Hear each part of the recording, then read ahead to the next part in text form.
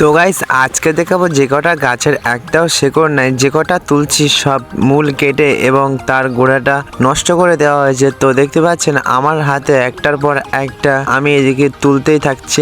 আর যে কটা গাছ সব কটা গাছগুলো গোড়ায় থেকে যে উস্কোনা একটা পোকা আছে, ওই উস্কোনা পোকাটা যে সব গাছের গোড়া নষ্ট করে দেয় আর এই মূল্যবান চারাগুলো দেখতে পাচ্ছেন সব শেষ করে দেয়। আর এদিকে আমি আমার একটা ভাই দুজনে মিলে চারা নিয়ে এসলাম মুঠো করে। তো এদিকে আমরা চারা যেখানে কেটে কেটে দিয়েছে সেখানে তার গোড়ায় বসিয়ে দেওয়া হচ্ছে। আর দেখতে পাচ্ছেন চারা একটা এক পেশে রোগ ধরা হয়েছে, যে রোগটা মারাত্মক রোগ, সে বাঁচানো খুব মুশকিল। দেখতে পাচ্ছেন চারা আমরা ঝুড়িতে করে নিয়ে এসে সবার গোড়ায় গোড়ায় বসিয়ে দেই।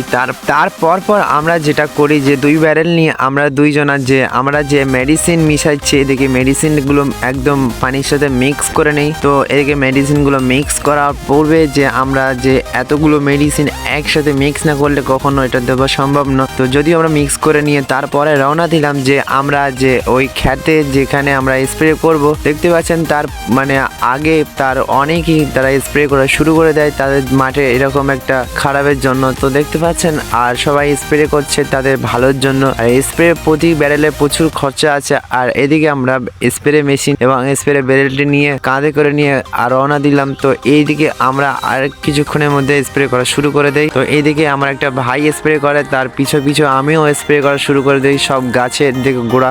আর তার আগে পূর্বে একটা মানুষ নিতে এসেছিল যে আমাদের চারার তলায় চারা ছিল সেই চারাগুলো কিনতে। তো এইগুলো কিনতে নিয়ে আর আমরা তারগুলো মেরে দেওয়ার পরে দেখতে পাচ্ছেন আর আমরা এখানেই সমাপ্ত করলাম। Bye bye.